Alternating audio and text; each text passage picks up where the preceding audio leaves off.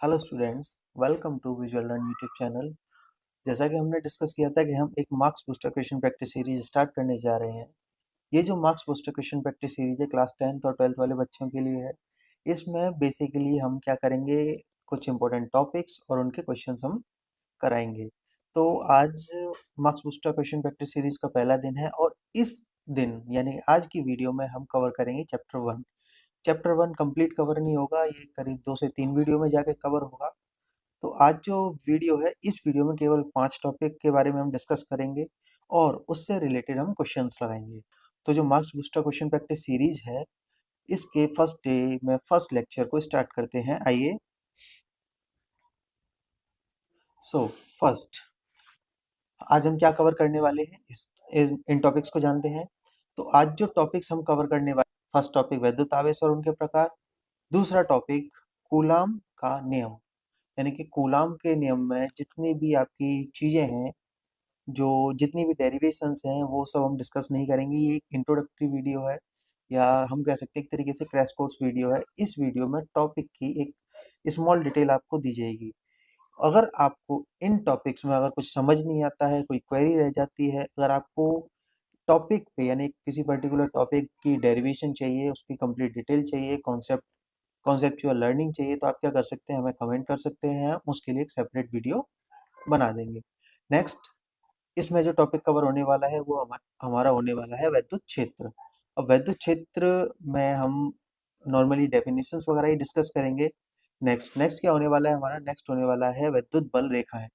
अब ये जो वैद्युत बल रेखाएं हैं, अ, इस टॉपिक को भी डिस्कस करेंगे। नेक्स्ट हम डिस्कस करेंगे वैद्युत क्षेत्र की तीव्रता। So start with our first topic, वैद्युत आवेश एंड टाइप्स। हमारा फर्स्ट टॉपिक क्या रहने वाला है, वैद्युत आवेश और उसके प्रकार। So further moving ahead to the topic, हम पहले ही जानते हैं कि भाई वैद्युत आवेश जो है, एक्चुअल में ये टर्म आया कहाँ से। सो हमने अब तक पढ़ा था कि एटम होता है, एटम के अंदर इलेक्ट्रॉन्स होते हैं, प्रोटॉन्स होते हैं, न्यूट्रॉन्स होते हैं, यानी एटम एटम जो है फर्दर जो है डिवाइड होता है into 3 parts, electron, proton and neutron. So ये जो इलेक्ट्रॉन होते हैं, इन पर इट बाय इटसेल्फ यानी कि इनकी एक प्रॉपर्टी होती है कि इन पे चार्ज होता है। तो समझते हैं कि इलेक्ट्रॉन, प्रोटॉन, न्यूट्रॉन पे चार्ज होता है, वो मटेरियल पर कैसे इफेक्ट डालता है। तो फर्स्ट, जो चार्ज की जो डेफिनेशन है वो हमें ये बताती है कि यह जो है किसी पदार्थ का वह गुण है जिसे अगर हम पदार्थ को वैद्युत क्षेत्र में रखते हैं, यानी कि उस पदार्थ को अगर हम वैद्युत क्षेत्र में रखते हैं, तो वह अपने ऊपर एक बल का अनुभव करता है। फर्स्ट डेफिनेशन तो ये बोलती है, क्या बोलती है फर्स्ट डेफिनेशन, कि अगर कोई वैद्युत आवेश पदार्थ, सिंपल सी बात, अगर कोई वैद्युत आवेश पदार्थ किसी वैद्युत क्षेत्र में रखा जाता है, तो वो अपने ऊपर एक वैद्युत बल का अनुभव करता है। सेकंड डेफिनेशन अपनी क्या बोलती है, सेकंड डेफिनेशन बोलती है कि किसी पदार्थ का वह गुण, यानी कि आवेश किसी पदार्थ का वह गुण होता है जिसके कारण वह वैद्युत या चुंबकीय प्रभाव उत्पन्न कर सकता है या फिर महसूस कर सकता है। तो बेसिकली ये तो डेफिनेशंस होती हैं जिनसे हम पता करते हैं कि वैद्युत क्षेत्र क्या होता है। बेसिकली अगर आपको एग्जाम में आता है 1 मार्क्स में या 2 मार्क्स में लिखने के लिए, तो आप सिंपल डेफिनेशन लिख के आ सकते हैं, डेफिनेशन सिंपल लैंग्वेज में। अब इससे पहले आगे बढ़े, हम समझते हैं कि ये चार्ज होते हैं, 2 टाइप के होते हैं। ये जो आवेश है हमारा, ये 2 प्रकार का है। एक प्रोटॉन के द्वारा ले जाया गया चार्ज, जिसे हम बोलते हैं पॉजिटिव चार्ज। एक होता है इलेक्ट्रॉनों के द्वारा ले गया गया चार्ज, जिसे बोलते हैं हम नेगेटिव चार्ज। यानी कि एक सकारात्मक आवेश और एक नकारात्मक आवेश, या इसे बोल सकते हैं हम धनात्मक, और इसे बोल सकते हैं हम ऋणात्मक। तो आप ये बात ध्यान रखें, ठीक है। अब धनात्मक ऋणात्मक सिंपल सी बात है, अगर धनात्मक है तो प्रोटॉन के द्वारा ले जाया गया होगा, ऋणात्मक है तो इलेक्ट्रॉन के द्वारा ले जाया गया होगा। In English we can say it's positive charge and it's negative charge. Positive charge carried by protons and the negative charge carried by electrons. So next topic की तरफ चलते हैं अपना। नेक्स्ट टॉपिक है अपना कूलाम का नियम। सो मैंने फर्स्ट डेफिनेशन में आपको बताया था, फर्स्ट डेफिनेशन क्या थी कि जो आपका कूलाम का जो सॉरी जो वैद्युत आवेश है, अगर उसे किसी वैद्युत क्षेत्र में, यानी वैद्युत आवेशित पदार्थ है, अगर उसे किसी वैद्युत क्षेत्र में रखा जाता है तो वो अपने ऊपर एक बल का अनुभव करता है। किस चीज का? बल का। अब ये जो बल होता है, ये बल दो प्रकार का होता है, आकर्षण या प्रतिकर्षण। नेचर किस पे डिपेंड होता है? चार्ज पर। चार्ज किस टाइप का है हमारा? धनात्मक है या ऋणात्मक है? तो कूलाम का नियम उस बल का मैथमेटिकल एनालिसिस करता है, यानी कि गणितीय विवेचना कह सकते हैं हम एक तरीके से, कि वो उसका गणितीय स्वरूप है कूलाम का नियम। सो कूलाम का नियम कहता क्या है भाई? ये दिया था चार्ल्स ऑगस्टिन डी कूलाम ने 1785 में। अब ये जो नियम है ये क्या कहता है कि जो चार्ज चार्ज के बीच जो लगने वाला बल है, ये जो है प्रोपोर्शनल होता है, यानी समानुपाती होता है उनकी उनके आवेश के गुणनफल के। इसे हम फर्स्ट लॉ कह सकते हैं। सेकंड लॉ क्या होता है भाई? कि ये जो बल है ये प्रोपोर्शनल होता है उनकी बीच की दूरी के स्क्वायर के। ये हम बोल सकते हैं सेकंड लॉ। इससे जब हम फर्दर सॉल्व करते हैं तो ये निकल के आता है हमारा F इक्वल्स टू के Q1 Q2 upon r square. Simple इतना निकल के आता है। 2 मार्क्स में क्वेश्चन आएगा, डेरिवेशन आप लिख सकते हैं इसकी। और ठीक है, यहाँ पर अब हम बात करते हैं कि ये क्या है। ये हमारा एक समानुपाती स्थिरांक है, या बोल सकते हैं प्रोपोर्शनलिटी कांस्टेंट है, जिसकी वैल्यू कितनी होती है? के इक्वल्स टू होता है 1/4 pi epsilon naught, epsilon r, और इक्वल्स टू इसकी वैल्यू होती है 9 × 10⁻⁹। अगर हम फर्दर इसके डिटेल में जाना चाहेंगे ये एप्सिलॉन नॉट एप्सिलॉन आर क्या होता है, तो इसे हम बोलते हैं अ, वैद्युतशीलता। क्या बोलते हैं हम इसे? वैद्युतशीलता। एप्सिलॉन नॉट किसके लिए होती है? निर्वात की वैद्युतशीलता होती है। एप्सिलॉन आर होती है किसी भी माध्यम की। तो जब हमारे तो चार्ज अगर निर्वात में रखे हुए हैं या एयर में रखे हुए हैं तो एप्सिलॉन आर हम कितना लेंगे? निर्वात के लिए हम एप्सिलॉन आर लेंगे अपना, निर्वात के लिए जो हमारा एप्सिलॉन आर लिया जाता है वो 1 लिया जाता है। लेकिन अगर कोई मीडियम है दो चार्ज के बीच, अगर वो किसी डाइलेक्ट्रिक के बीच रखे हुए हैं, तो हम क्या करेंगे? एप्सिलॉन आर की वैल्यू या तो हमें गिवन होगी या हमें याद होनी चाहिए। सेकंड, आर जो हमारे आवेशों के बीच की दूरी है। तो यहाँ तक ये कूलाम के नियम का जो डेरिवेशन है वो खत्म हो जाता है। कूलाम के नियम में इससे आगे और कुछ नहीं है। अगर है तो वो डिटेल में आता है, जैसे वेक्टर एनालिसिस, सदिश विश्लेषण हो गया अपना, और इसके फोर्स बलों के अध्यारोपण का सिद्धांत हो गया। अगर ये आपको चाहिए तो आप हमें कमेंट करिए, डिटेल वीडियो एवरी टॉपिक्स जो आप सजेस्ट करेंगे वे बनाई जाएगी। अब एक टॉपिक हमारा रह गया पीछे, जो विद्युत आवेश का सबसे इम्पोर्टेंट टॉपिक है, शायद इस पे न्यूमेरिकल भी बनता है, जिसे हम बोलते हैं क्वांटाइजेशन ऑफ, क्या बोलते हैं? Quantization of charge. Quantization of charge यानी कि चार्ज का क्वांटीकरण। क्या बोलेंगे हम इसे? आवेशों का, सॉरी इसके लिए एक न्यू स्लाइड ले लेते हैं जो कि शायद आपकी ज़्यादा बेटर रहेगी।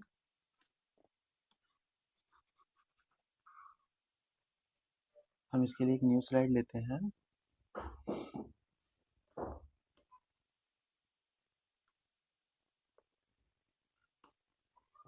सो इसमें समझते हैं ये आवेशों के गुण। क्या होता है? आवेशों के गुण यानी ऑफ प्रॉपर्टीज ऑफ चार्ज की हम जब बात करेंगे, तो फर्स्ट क्या होता है कि भाई चार्ज यानी आवेश संरक्षित है। संरक्षित है।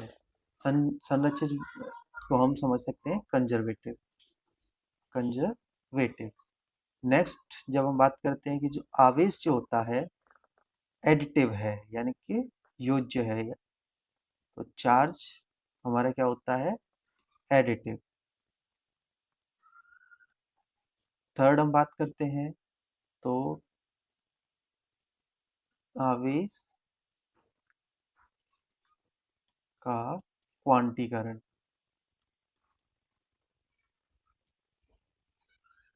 ठीक है, तो ये कुछ टॉपिक्स हैं। ये जो प्रॉपर्टी है इनको हमेशा याद रखना। आप इसके क्वांटीकरण की जब बात करते हैं तो Q is equal to n e. ये जो फॉर्मूला होता है ये काफी इंपॉर्टेंट फॉर्मूला होता है आपके एग्जाम पॉइंट ऑफ व्यू से, और मोस्ट ऑफ द टाइम इस टॉपिक से क्वेश्चन आपका आना ही होता है पेपर में, 1 नंबर में या 2 नंबर में आएगा ही आएगा। इस चीज को आप मार्क कर लें। ठीक है, तो आगे हम बढ़ते हैं। नेक्स्ट जो हमारा टॉपिक आता है वो है आपका वैद्युत क्षेत्र तथा बल रेखाएं। जब हम बात करते हैं वैद्युत क्षेत्र और बल रेखाओं के बारे में, तो हम समझते हैं कि भाई वैद्युत क्षेत्र क्या होता है कि लेट सपोज आपका एक चार्ज है Q। क्या है, हमारा एक चार्ज Q है। अब Q है चार्ज, तो इसका फील्ड जरूरी ना है कि इसके अंदर तक लिमिट हो। इसका फील्ड जो है एक एक्सपैंड लेवल पर हो सकता है। तो हम समझ सकते हैं, लेट सपोज अज्यूम कर लेते हैं कि जो इसका जो फील्ड है वो एक इस लेवल तक अभी अवेलेबल है। तो इसकी जो सराउंडिंग का जो एरिया है, ये जो एरिया है जहां तक ये अपना इफेक्ट किसी और चार्ज पर डाल सकता है, ये जो एक पूरा एरिया है ये इसका क्या कहलाएगा, इसका वैद्युत क्षेत्र कहलाएगा। तो और जो वैद्युत बल रेखाएं होती हैं एक इमेजनरी यानी कि काल्पनिक रेखाएं होती हैं, जो कि अपने अजम्पशन के लिए और कॉन्सेप्ट की थ्योरीज को थोड़ा सिंप्लीफाई करने के लिए मानी जाती हैं। तो ये जो बल रेखाएं होती हैं ये काल्पनिक रेखाएं होती हैं जो कि इलेक्ट्रिक फील्ड को ही दर्शाती हैं। और अगर मान लो इलेक्ट्रिक फील्ड की वैल्यू ज्यादा है तो ये थोड़ा डेंस हो जाएंगी, अगर इलेक्ट्रिक फील्ड की वैल्यू थोड़ी कम है तो ये काफी दूर दूर हो जाती है। तो इस हिसाब से ये चीजें ध्यान में रखी जाती हैं। तो डेफिनेशन हमने पढ़ी ली कि भाई वैद्युत क्षेत्र क्या होता है कि भाई जो एक चार्ज है, चार्ज के सराउंडिंग का जो एरिया जो वो कवर करता है। एक और डेफिनेशन मैथमेटिकल मॉडल में हम ये बोल सकते हैं कि भाई वैद्युत क्षेत्र जो होता है अंतरिक्ष में एक बिंदु पर वैद्युत बल के रूप में परिभाषित किया गया है। ठीक है, बात वही है, ये डेफिनेटिव रूप में है, हमारी थोड़ी सी अंडरस्टैंडिंग रूप में है। तो यहाँ से अगर हम फॉर्मूला लिख सकते हैं तो वैद्युत क्षेत्र क्या होता है, हमारा चार्ज यानी फोर्स पर यूनिट चार्ज।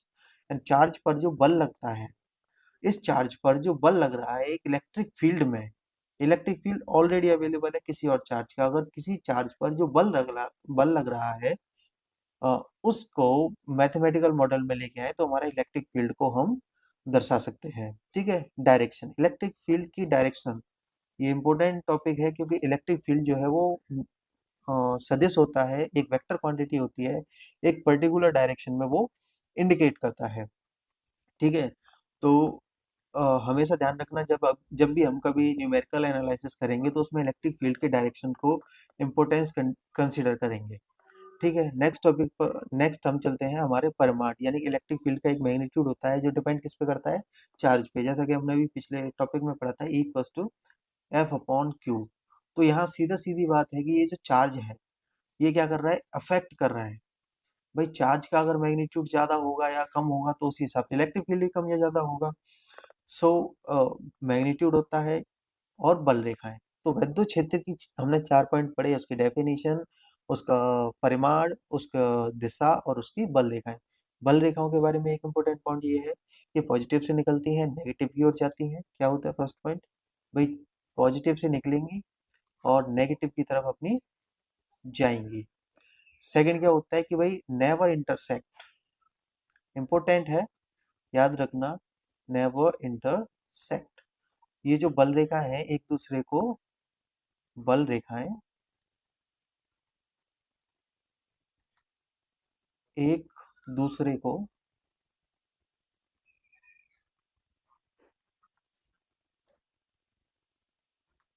नहीं काटती है। ठीक, इंपॉर्टेंट है, याद रखना। अगर आपसे कोई बोले कि भाई क्या वैद्युत बल रेखाएं एक दूसरे को इंटरसेक्ट कर सकती हैं, नहीं कर सकती। उनकी इसी प्रॉपर्टी का फायदा क्या किया जाता है, इलेक्ट्रोस्टैटिक एनर्जी के स्टोरेज के रूप में, यानी कि वैद्युत स्थितिज ऊर्जा को अगर स्टोर किया जा सकता है तो इलेक्ट्रोस्टैटिक यानी वैद्युत बल रेखाओं के इसी गुण के कारण कि उनकी रेखाओं को नहीं काटा जा सकता। मतलब कि दो इलेक्ट्रिक फील्ड को आपस में नहीं मिलाया जा सकता अगर वो सेम पोलैरिटी हो या फिर अपोजिट पोलैरिटी हो। ठीक है, ये बात आप ध्यान रखना। नेक्स्ट एंड आज का लास्ट टॉपिक है ये आपका, उसके बाद हम क्वेश्चन डिस्कस करेंगे। तो लास्ट टॉपिक है, ये है आपका वैद्युत क्षेत्र की तीव्रता। इम्पोर्टेंट है काफी, एग्जाम पॉइंट ऑफ व्यू से काफी ज्यादा इंपॉर्टेंट है, question numerical point of view से तो काफी काफी ज्यादा इंपॉर्टेंट है। और हर साल इससे एक न्यूमेरिकल आना है जो कि I think short type answers में आपका आता है। वैद्युत क्षेत्र की तीव्रता अभी हमने क्या देखा था कि भाई ये हमारा एक क्यू पॉइंट है, इसके सराउंडिंग एक हमारा इलेक्ट्रिक फील्ड है। अब मान लो ये इतना एक इसका इलेक्ट्रिक फील्ड है, हम इसे जम्प कर सकते हैं या फिर इसका इतना एक इलेक्ट्रिक फील्ड हम मान लेते हैं, ठीक है। तो जो वैद्युत क्षेत्र की तीव्रता है, लेट सपोज ये आपका एक टेस्ट चार्ज है, हम इसे क्यू नॉट बोल देते हैं। क्यू नॉट टेस्ट चार्ज है, आप जानते होंगे, परीक्षण आवेश जैसे बोलते हैं। अगर इस टेस्ट चार्ज के फील्ड में कोई और एंटर करता है तो किसी पर्टिकुलर पॉइंट पर उस पर कितना बल लगेगा। लेट सपोज करो कि भाई ये एक चार्ज है मेरा, और धीरे धीरे किसी भी मैकेनिकल अजम्पशन करना, क्योंकि चार्ज ऐसे नहीं दिखाया जा सकता कि भाई मैं आप हाथ से पकड़ के इधर लेके आऊं। नहीं, एक फिजिक्स में सबसे मेन पावर होती है अजम्पशन की। अगर आप कॉन्सेप्ट को अजम्प्ट कर पा रहे हो तो वो सही है। अब यहाँ से लेट सपोज करो कि मैं एक चार्ज लेके आ रहा हूँ, सपोज करना इमेजनरी, कि भाई मैं एक चार्ज लेके आ रहा हूँ क्यू, अब मैं इसको धीरे धीरे लेके आ रहा हूँ।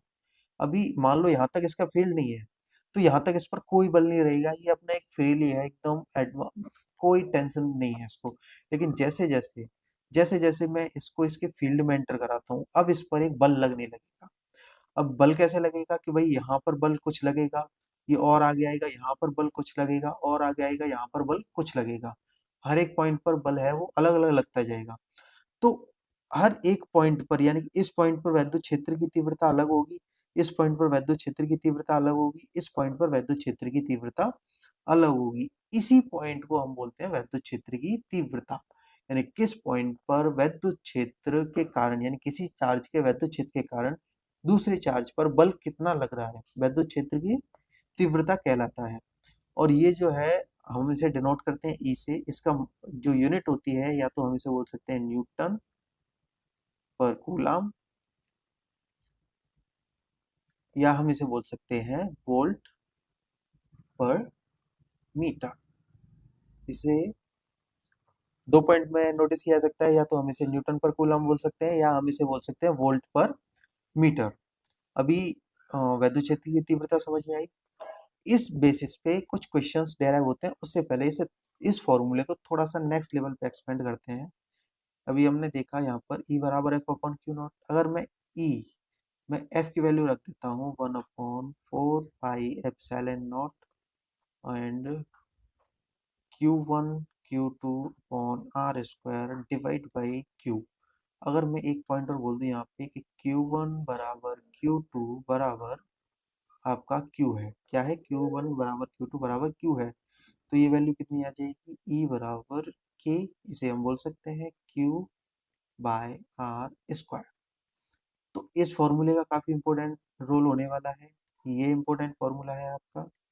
जो मैं इंपॉर्टेंट फॉर्मूले आपको बता रहा हूँ, मार्क कर लें, और आप एक शॉर्ट नोट्स के जरिए, एक छोटा सा शॉर्ट नोट्स की या एक छोटी सी बुक लें या कुछ पेज लें, उसमें point by point short notes में ये जो फॉर्मूले मैं बताता जाता हूँ आपको, इनको मार्क करते जाएं और नोट करते जाएं, ठीक है। तो ये अपना हो गया वैद्युत क्षेत्र की तीव्रता। इतना ही आता है वैद्युत क्षेत्र की तीव्रता में। अगर आपको इससे ज्यादा डेराइव करना है तो जैसा मैंने पहले ही बताया, कमेंट कीजिए। और इसके बाद आज के लिए इतने टॉपिक हमारे काफ़ी हैं। सिर्फ थ्योरी बेस पे अभी क्वेश्चंस बाकी हैं, जाना कहीं नहीं है। तो हम क्या करते हैं कि देखो, आज आपके 5 क्वेश्चन लाए हैं, कल आपके 5 क्वेश्चन लाएंगे, परसों लास्ट, यानी जितने भी बचेंगे 2 3 4 5 सबको लेके 3 दिन में एक चैप्टर सब फिनिश कर देंगे। इसी हिसाब से अप्रोक्स 3 दिन, यानी 10 11 चैप्टर होते हैं आपके, या 12 होते हैं। महीने 1.5 महीने में आपका पूरा सिलेबस खत्म with question practice. So daily series को मिस नहीं करना है, डेली सीरीज पे रहना है। आगे चलते हैं हम अपना क्वेश्चन प्रैक्टिस पे। तो क्वेश्चन की जब बात करते हैं, तो फर्स्ट क्वेश्चन क्या कह रहा है आपका, नहीं, फर्स्ट क्वेश्चन की तरफ चलते हैं कि 1.5 इंटू 10⁻³ कूलाम आवेश पर 2.25 न्यूटन का बल कार्य करता है। उस बिंदु पर वैद्युत क्षेत्र की तीव्रता ज्ञात कीजिए। तो सिंपल है, कुछ नहीं, हमें क्या निकालना है, वैद्युत क्षेत्र की तीव्रता। अभी हमने फॉर्मूला पढ़ के आए वैद्युत क्षेत्र की तीव्रता कैसे, दो फॉर्मूले से निकाली जा सकती है। E बराबर एफ अपॉन क्यू, सेकंड क्या है के क्यू बटे, या इक्वल टू में लगा देता हूँ मैं इधर, के क्यू बटे आर स्क्वायर। अभी क्वांटिटी देख लेते हैं, यहाँ क्या कह दिया, यहाँ पर बल दिया है न्यूटन में, तो सिंपल सी बात है, हमारा ये वाला फॉर्मूला लगेगा।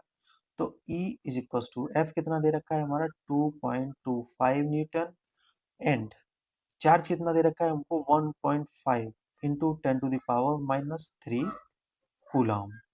ठीक है, इतना हमें चार्ज दे रखा है। ऐसे अगर हम सॉल्व करते हैं फर्दर, तो ये आ जाएगा हमारा, इसे ऐसे काटेंगे तीन ऊपर, 1.5 इंटू 10⁻³ न्यूटन पर coulomb, which is approx 1500 Newton पर कूलाम। काफी इंपॉर्टेंट है और आप ध्यान रखना। ठीक है, तो ये आपका फर्स्ट क्वेश्चन यहाँ पे होता है। Now moving to second questions. So moving to second question, तो सेकंड क्वेश्चन आपका कहता है कि भाई 5 इंटू 10⁻⁻8 कूलाम बिंदु आवेश पर कितनी दूरी पर वैद्युत क्षेत्र की तीव्रता 450 वोल्ट पर मीटर होगी। तो हमने पिछली स्लाइड में दूसरा फॉर्मूला भी पढ़ा था। भाई वैद्युत क्षेत्र की तीव्रता पूछ रहा है वो, और क्या बोल रहा है कि भाई 450 मीटर वोल्ट होगी किस बिंदु पर, किससे किससे, भाई 10⁻⁻8 कूलाम, जो 5 इंटू 10⁻10⁻⁻8 कूलाम बिंदु आवेश है, उससे कितनी दूरी पर जो है, यानी कि मैं यहाँ पे थोड़ा क्वेश्चन की डायग्राम के जरिए से आपको समझाता हूँ कि ये सपोज करो, ये बोल रहा है कि कूलाम है, इसकी वैल्यू कितनी दे रखी है 5 इंटू 10⁻⁻8। अब कहना क्या चाह रहा है ये कि भाई इससे कितनी दूरी पर, यहाँ से ये बड़ा है, यहाँ से कितनी दूरी पर, यहाँ पर, यहाँ पर या यहाँ पर, जो इसका जो फील्ड है, यानी इसके फील्ड के कारण जो वैद्युत क्षेत्र की तीव्रता है, इंटेंसिटी है, वो कितनी हो जाए 450 वोल्ट पर मीटर। कितनी दूरी पर होनी चाहिए, लेट सपोज करते हैं कि आर दूरी पर हो रही है एक पॉइंट पी पर। सपोज करते हैं भाई आर दूरी पर एक पी पॉइंट पर इसकी वैल्यू कितनी हो जाती है 450 वोल्ट पर मीटर। तो अब फॉर्मूला हमने क्या पढ़ा था भाई इसके लिए, के क्यू अपॉन आर स्क्वायर। अब के क्या होता है हमारा 9 इंटू 10⁻⁹। हमें आर निकालना है, क्यू कितना दे रखा है 5 इंटू 10⁻⁻8। ये कितना दे रखा है हमको 450 वोल्ट अपॉन आर स्क्वायर। अब आर स्क्वायर यहाँ से हम निकालेंगे तो 45 इंटू 10 डिवाइड बाई 450, यानी कि 450 आउट ऑफ 451। तो आर की वैल्यू कितनी आ गई 1। यानी कि आप यहाँ से हम सिंपल समझ सकते हैं कि अगर इस चार्ज से 1 मीटर की दूरी पर, कब, अगर चार्ज की वैल्यू 5 इंटू 10⁻⁻8 कूलाम है, तो इससे 1 मीटर दूरी पर इसकी जो इंटेंसिटी है, यानी कि जो वैद्युत क्षेत्र की तीव्रता है, वो 450 वोल्ट पर मीटर रह जाएगी। कितनी रह जाएगी 450 वोल्ट पर मीटर। अब ये बात इंपॉर्टेंट है, ध्यान रखना आप। ठीक है, क्वेश्चन से भी क्वेश्चन, एक पॉइंट, या क्वेश्चन से भी क्वेश्चंस बन सकते हैं अगर आप थोड़ा सा दिमाग लगाओ कि अगर 1 मीटर दूरी पे जाके बन रही है, फिर तो बहुत वैद्युत क्षेत्र बहुत ज्यादा स्ट्रांग हो गया। भाई 1 मीटर काफी दूर हो गया, अगर एक चार्ज, एक सिंगल चार्ज जो कि 5 इंटू 10⁻⁻8 कूलम का है, वो इतनी दूर जाके, यानी कितना, 1 मीटर दूर जाके 450 वोल्ट का अगर हमें पोटेंशियल दे सकता है, तो अगर हम उससे थोड़ा सा पास आते जाएंगे तो इसकी पोटेंशियल की वैल्यू बहुत ज़्यादा हो जाएगी। अगर बिल्कुल मिलीमीटर्स में आ जाएंगे तो पोटेंशियल 10⁻³ और इंक्रीज हो जाएगा। समझ लो, विच इज़ वेरी डेंजरस। तो इसी चीज़ के लिए एक टर्म आया था आपका परावैद्युत। परावैद्युत क्या करता है, इस जो गैप है ना, गैप गैप के कारण जो इसकी वैद्युत क्षेत्र की तीव्रता धीरे धीरे घट रही है, वो उसको रैपिडली डिके देता है। कैसे देता है, रैपिड डिके देता है। ये आपको आगे समझ में आ जाएगा। फिलहाल के लिए अभी हम अपने अगले क्वेश्चन पे चलते हैं, क्योंकि बोर्ड एग्जाम्स ज़्यादा इंपॉर्टेंट है। तो फर्स्ट हम चलते हैं, सॉरी थर्ड क्वेश्चन है हमारा। थर्ड क्वेश्चन क्या है कि भाई एक चालक पर 2.4 इंटू 10⁻⁻18 कूलाम धनावेश है। कितना है? जो आवेश है Q 2.4 इंटू 10⁻⁻18 पॉजिटिव है, मतलब प्रोटॉन के कारण होगा। कितना होगा? 2.4। अब ये कह रहा है कि बताइए इस चालक पर कितने इलेक्ट्रॉनों की कमियां दिखता है। सिंपल चार्ज दे रखा है, इलेक्ट्रॉन पूछ रहा है कितने कम होंगे या ज्यादा होंगे। सिंपल सी बात है, पॉजिटिव बोला है। अगर उसने धनात्मक कहा है तो किसी भी पदार्थ पर धनात्मक आवेश कब होता है? अगर मान लो वो उस पदार्थ से इलेक्ट्रॉन धीरे धीरे निकाल दिए जाए, तो भाई इलेक्ट्रॉन पे नेगेटिव चार्ज होता है, इलेक्ट्रॉन तो हट ही गई ना, बचा क्या? सिंपल सिंपल पॉजिटिव चार्ज आपका। तो धनात्मक आवेश कब होगा? जब इलेक्ट्रॉन कमी होगी। और सेकंड, भाई फिर ज्यादा कब होंगी? अगर इलेक्ट्रॉन, सीधी बात है, अगर किसी भी पदार्थ में उसकी क्वांटिटी से ज्यादा इलेक्ट्रॉन होते जाएं तो वो वो सॉरी ऋणात्मक आवेश हो जाएगा। जैसे हम बात करते हैं आपका, एक मटेरियल लेते हैं, लेट्स सपोज सोडियम। सोडियम के पास क्या है? +1 इसका इलेक्ट्रॉन होता है, इसके पास एक इलेक्ट्रॉन ज्यादा होता है। ज्यादा होता है ना? नहीं, इसके पास 7 इलेक्ट्रॉन कम होते हैं। इसकी ऑर्बिट में 7 इलेक्ट्रॉन कम होते हैं। तो 7 इलेक्ट्रॉन कम है, इसलिए इस पर पॉजिटिव चार्ज आता है। अब बात समझिए, ठीक है। उसी हिसाब से अगर हम इसका क्वांटाइजेशन करते हैं तो हमें क्या इलेक्ट्रॉन निकालने हैं, तो Q=NE। ठीक है, Q=NE, तो N यहाँ से निकालेंगे हम Q/E। Q/E निकालेंगे, Q कितना दे रखा है हमें? 2.4 इंटू 10⁻⁻18। नो, E कितना दे रखा है हमें? 1.6 इंटू 10⁻⁻19 ऑफ कूलम। तो इसे जब हम सॉल्व करेंगे तो ये अप्रोक्स आ जाएगा 8×3 = 24, 8×2 = 16, यहाँ से 10 बचेगा, यानी कि 30/2, यानी कि 15 इलेक्ट्रॉन अभी इस पर कम है। अगर, तो इसका मतलब क्या हुआ कि अगर हम इस चार्ज, ये जो चालक है, ये जो कंडक्टर है, इस पर 15 इलेक्ट्रॉन और दे दें, इसको किसी भी प्रोसेस के जरिए देते हैं। अभी इतना तो हमें नहीं जानना कि भाई हमें किस प्रोसेस के जरिए देने। अगर हम इसको 15 इलेक्ट्रॉन और दे दें तो फिर क्या होगा? अगर हम इसको 15 इलेक्ट्रॉन दे देते हैं तो ये आपका जो है न्यूट्रल हो जाएगा, बिल्कुल न्यूट्रल। इसके पास कोई भी चार्ज नहीं रहेगा, कोई भी फोर्स नहीं रहेगा, सीधी बात ये है। तो इसको एक न्यूट्रल बनने के लिए कितना इलेक्ट्रॉन चाहिए? 15 इलेक्ट्रॉन। सो नेक्स्ट पे चलते हैं अपना। नेक्स्ट क्वेश्चन है, दो गोलों के आवेश, दो गोले दे रखे हैं, उनके आवेश हैं 2 इंटू 10⁻⁻7 तथा 3 इंटू 10⁻⁻7। इन्हें 30 सेंटीमीटर की दूरी पर, कहाँ पर रखा है? 30 सेंटीमीटर दूरी पर दो चार्ज रखे हुए हैं। इनके बीच जो मीडियम है वो क्या है? हमारा वायु, यानी कि वायु में रखा गया है। तो इन पर कूलामी बल, सिंपल सिंपल सी बात है कि वो कूलाम का नियम से कूलाम का बल जो दो चार्जों पे लगता है उसे निकलवा रहा है। ठीक है, तो फॉर्मूला क्या होता है? आपने पढ़ा था, F=K Q1 Q2/R²। यहाँ हम लिख सकते हैं कूलाम के नियम से। ठीक है, तो वेट अ सेकंड, ओवरराइटिंग। ठीक है, कूलाम के नियम से। तो के की वैल्यू हमें पता ही है, 9 इंटू 10⁻9। क्यू की वैल्यू, Q1 की दे रखी है 2 इंटू 10⁻⁻7। Q2 की कितनी दे रखी है? 3 इंटू 10⁻⁻7। उसने डिस्टेंस जो R है, R जो है वो दे रखी है 30 सेंटीमीटर डिस्टेंस। अगर हम इसे मीटर में करते हैं, किसमें? मीटर में, तो ये कितनी हो जाएगी? 0.3 मीटर। अब इसे, इसमें डिस्टेंस की वैल्यू रखते हैं भाई आपका 0.3 इंटू 0.3। अगर इसे एक स्टेप और हम आगे लेके चलें, अगर हम इसे एक स्टेप और आगे लेके चलें तो ये हो जाएगा आपका 9 इंटू 6 इंटू 10⁻5 माइनस का डिवाइड बाई, इसे हम पॉइंट हटा के सॉल्व कर सकते हैं। 3 × 3 यानी कि 9, कितना हो जाएगा 9 × 10⁻⁻²। इसे फर्दर सॉल्व कर सकते हैं हम, तो ये आ जाएगा 6 × 10⁻³ न्यूटन।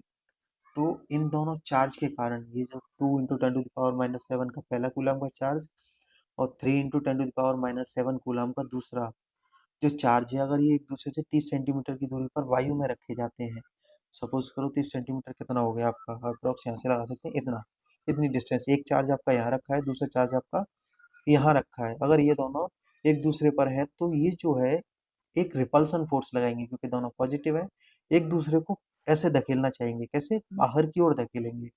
एक चार्ज दूसरा चार्ज 30 सेंटीमीटर की दूरी पर फोर्स लगा रहे हैं, बाहर धकेल रहे हैं एक दूसरे को, तो जो बाहर धकेलेंगे उसकी रेट कितनी होगी, ये 6 × 10⁻³ न्यूटन से बाहर फेंकेंगे एक दूसरे को।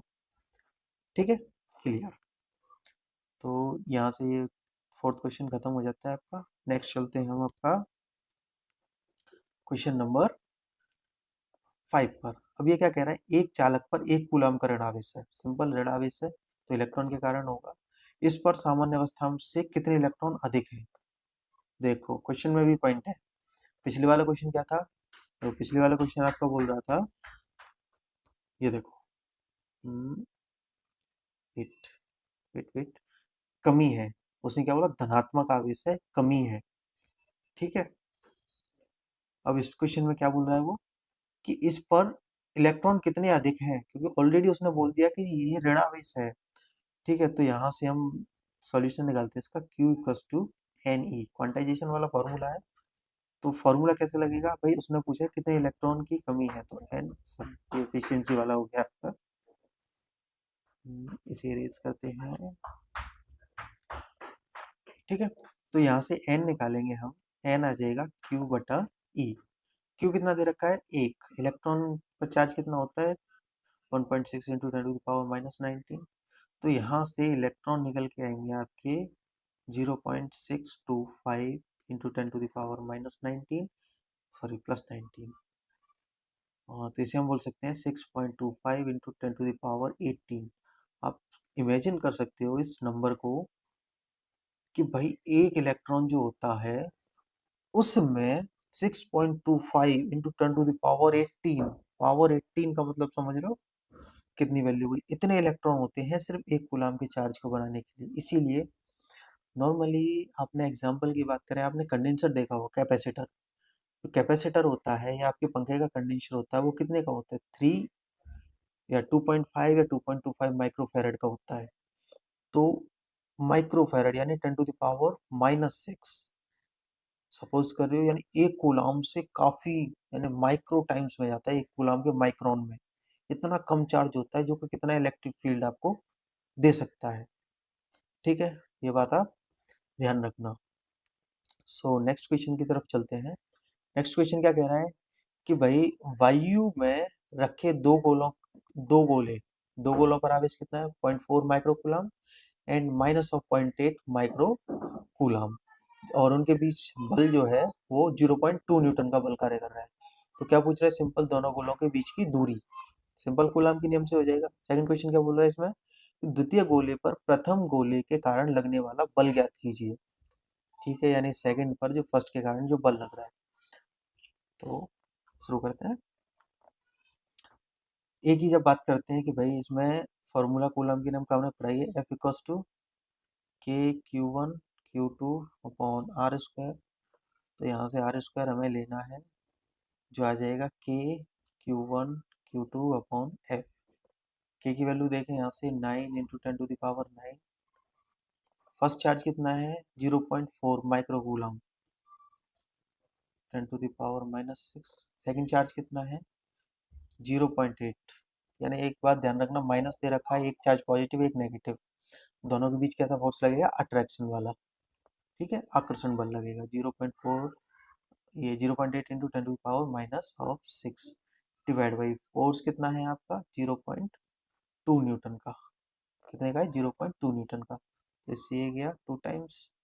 ठीक है, इसे हम 7 कर लेंगे, तो 8 2 16 9 144, यानी कि 144 144 इंटू ये हो जाएगा 9, 6, 6, 7, 13 and 10 to the power minus of 4। किसकी वैल्यू है? आपकी आर स्क्वायर की वैल्यू है। यहाँ से आर की वैल्यू निकालेंगे रूट हटा के, तो 12 इंटू 10 टू द पावर -2, या हम इसे बोल सकते हैं 12 सेंटीमीटर। सिंपल। यानी कि कितना फोर्स लग रहा है? 0.2 न्यूटन का। कौन लगा रहा है? 0.4 का एक माइक्रोकूलम का एक आवेश, और दूसरा 0.8 माइक्रोकूलम का एक आवेश। लेकिन कब?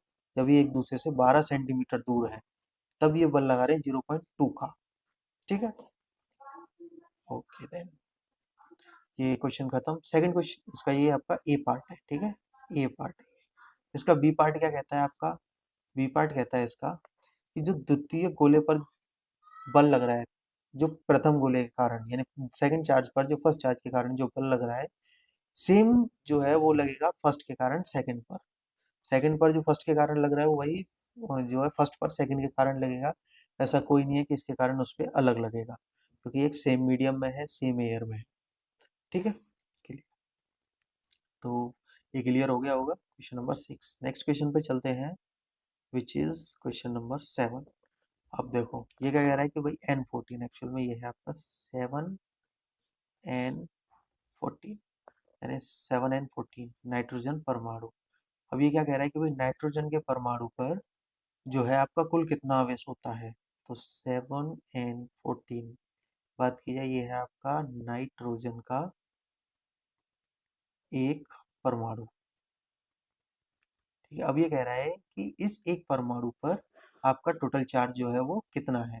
तो 7N14 N, यानी कि नंबर ऑफ इलेक्ट्रॉन्स, इलेक्ट्रॉन कितने होते हैं हमारे नाइट्रोजन पर? इलेक्ट्रॉन होते हैं आपके 7, एंड प्रोटॉन भी आपके साथ ही होते हैं सेम। तो जो चार्ज आएगा Q equals to N into e. 7, wait,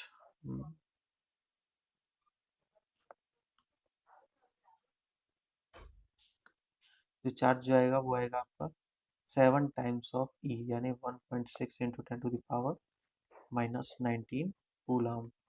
तो 11.2 इंटू 10 टू द पावर -19, यानी 11.2 गुणा 10 की पावर -19 कूलम का चार्ज एक परमाणु पर होता है। किसके? नाइट्रोजन के एक परमाणु पर कितना होता है आपका? 11.2 into 10 to the power -19 coulomb का चार्ज होता है। नेक्स्ट क्वेश्चन की तरफ चलते हैं। तो I think this question is repeated, this question is actually repeated. ठीक है, नाइन्थ क्वेश्चन पे चलते हैं। नाइन्थ क्वेश्चन क्या कह रहा है? उस वैद्युत क्षेत्र की तीव्रता ज्ञात कीजिए जो 0.001 मिलीग्राम द्रव्यमान की एक तेल की बूंद जिस पर तीन इलेक्ट्रॉनिक आवेशों को संतुलित करता है। ठीक है, तो उसने इसने क्वेश्चन में क्या कहना चाह रहा है, पहले क्वेश्चन समझते हैं, देन हम आंसर पर जाएंगे। तो ये क्वेश्चन में कह रहा है कि भाई एक द्रव्यमान है 0.01 मिलीग्राम की एक बूंद है, 0.001 मिलीग्राम की एक द्रव्यमान है जिसकी एक बूंद है, उस पर चार्ज कितना है? 3 इलेक्ट्रॉन के बराबर का चार्ज है। तो इस पे चार्ज कितना दे रखा है इसने? 3 टाइम्स ऑफ ई, यानी कि इसे बोल सकते हैं 1 पॉइंट, सॉरी, इसे हम बोल सकते हैं आपका 3, इसे हम बोल सकते हैं 3 into 1.6 into 10 to the power -19, which is actually 4.8 into 10 to the power -19 of coulomb के बराबर ये आपका चार्ज रहने वाला है। अब उसने क्या बोला है कि भाई द्रव्यमान, लेकिन सर आपने तो अभी तक नहीं बताया कि विद्युत क्षेत्र की तीव्रता में द्रव्यमान भी आता है। ये मैंने नहीं बताया कि द्रव्यमान आता है, लेकिन मैंने ये तो बताया कि बल आता है एफ। एफ का फॉर्मूला आपने पढ़ा होगा, F equals to M into G, mass into gravity. Mass दे रखा है 0.001 मिलीग्राम, इंटू जो ग्रेविटी है वो 9.8 होती है, लेकिन ग्राम से केजी लेके आना पड़ेगा। केजी लेके आएंगे तो ये हो जाएगा 10 to the power minus of 9, और ये हो जाएगा 9.8। तो यहाँ से अगर हम बल निकालेंगे 9.8 जो फोर्स आएगा वो 10⁻⁹ केजी सॉरी न्यूटन का ही हमारा बल आ जाएगा। तो अब थोड़ा सा आगे देखते हैं हम कि भाई फोर्स हमारा आ गया। अब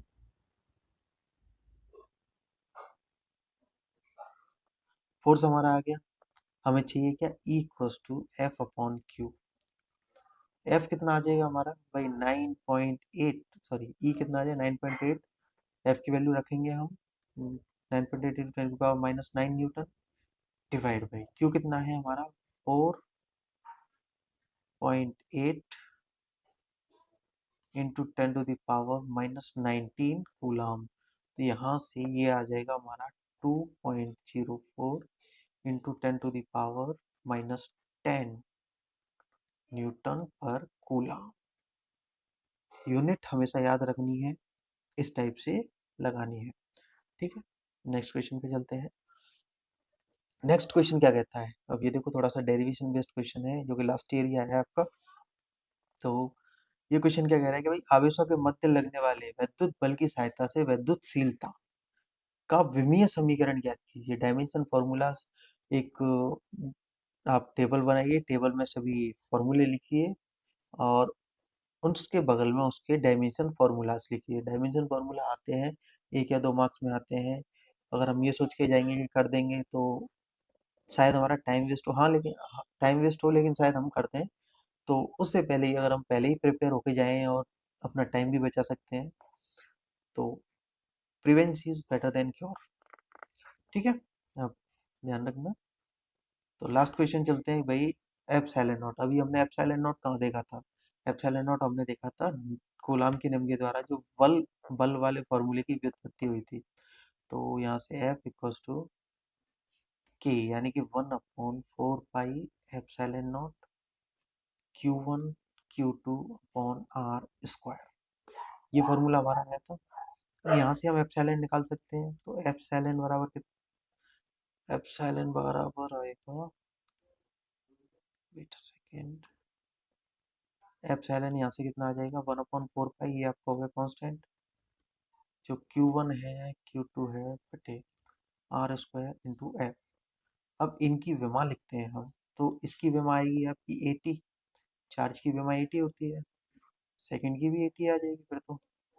ठीक है, R की कितनी आएगी, R की आएगी L2 और फोर्स की आएगी MLT और -2। अब इसे जब समराइज करेंगे तो ये आ जाएगा M-1 L-3 T4 और A2। एप्सिलॉन नॉट की ये विमा है, इम्पोर्टेंट है काफी, आप इसे याद रख सकते हैं या फिर समझ सकते हैं या तरीका देख सकते हैं इसको निकालने का।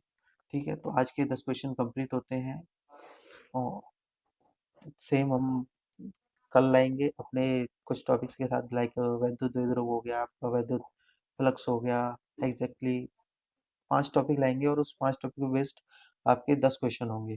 ठीक है, सीरीज चलने वाली है, काफ़ी इंपॉर्टेंट रहने वाली है उन बच्चों के लिए जो वाकई में तैयारी करना चाहते हैं एक अच्छे लेवल की। ठीक है, तो इस सीरीज में बने रहने के लिए चैनल को ज़्यादा से ज़्यादा सब्सक्राइब करिए, जितना हो सके उतना सब्सक्राइब करिए ताकि हम आपके लिए जो है बेटर कंटेंट एक बेटर वे तक पहुंचा सकें। ये जो कंटेंट है हर बच्चे तक पहुंचना चाहिए। अगर आपकी कोई क्वेरी रहती है, कोई भी दिक्कत रहती है तो आप हमें कमेंट करिए। ठीक है, और चैनल को सब्सक्राइब करना, बेल आइकन को दबाना मत भूलना। साथ ही ये हमारा टेलीग्राम ग्रुप है, इस पर आप जुड़े, कोई भी क्वेरी कोई भी डाउट हमें आप भेज सकते हैं, हम उसका इंस्टेंट सॉल्यूशन आपको प्रोवाइड कराएंगे। सो तब तक के लिए thank you, bye bye, take care. मिलते हैं हम अपनी नेक्स्ट वीडियो में with new topics and previous year questions and most important questions. Thank you, bye bye, Tata.